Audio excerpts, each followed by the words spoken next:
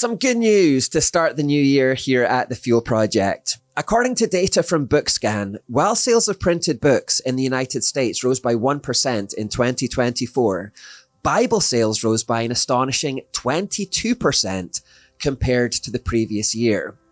Ever since I started the Fuel Project, the general context for this ministry has been a sense that the world is getting darker. There's a growing degeneracy, there's a moral breakdown, there's an unraveling of all that is good and true, churches closing and so forth.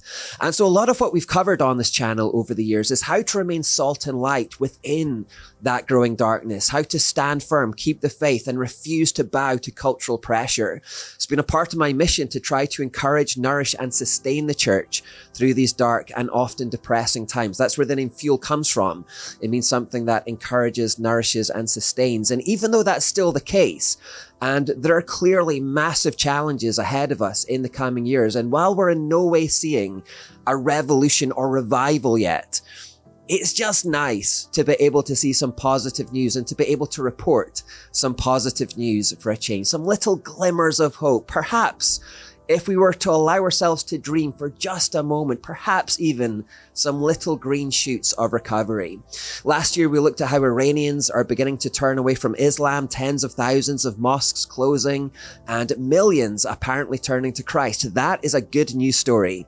We also looked last year at how many intellectuals and thought leaders are now speaking positively about Christianity again. Jordan Peterson, Douglas Murray, Tom Holland, and so forth are driving this kind of positive view of Christianity. That's a good news story.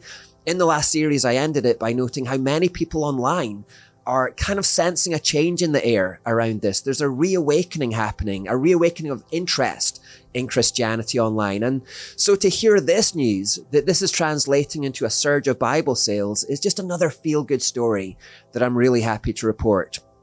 The various experts that are being asked to comment on this are all coming to the same conclusion, that basically people are searching for solid truth again in this time. They're looking for meaning and hope.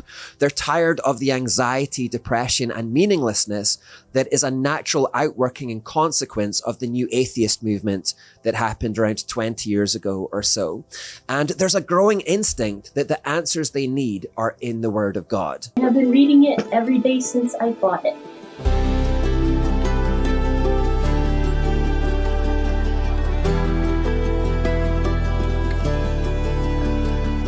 I think the surge in interest in the Bible is really interesting. My feeling is people are always looking for meaning, purpose, value. And let's face it, the Bible has been, certainly for Western civilization, but even all over the world, the main source of meaning, purpose, value.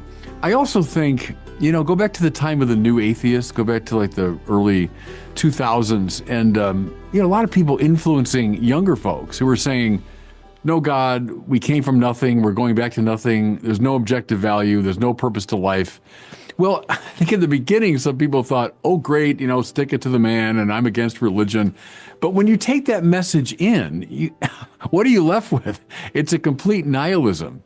And then I'm not surprised that, especially among younger people, we've had these spiking numbers in depression, anxiety, suicidal ideation, all of that. Well, that's what happens when you say there's no meaning or purpose. I think people are turning back to the Bible in greater numbers because they're looking for that. And they realize instinctively they're going to find it there. I do think people are hungry for truth and hungry for purpose and meaning and a sense of direction, especially after the past few years. I feel like a lot of us are like, what is going on? Who do we trust? What do we turn to? People would comment or message me back being like, wow, that inspired me to then go pick up and read my Bible that I haven't read in I don't know how long. It's been collecting dust on the shelf. So it's been really cool, and just it's so neat to see how God uses social media and stuff, which can sometimes have a really bad rap, but can use it to, shine His love and His light through people.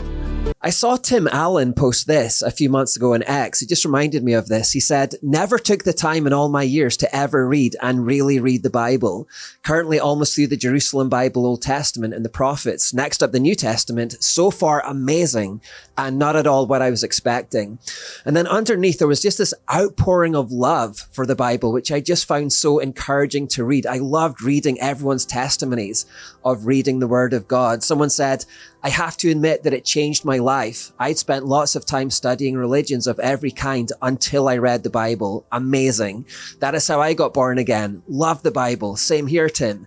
A few years ago, I read it all the way through, and every time I read it, it gets more and more amazing. I've been reading it throughout for the first time also. I'm on Proverbs now. It has advice and answers for every situation you come across in life. God called me to read the Bible in 2019. Life has never been the same.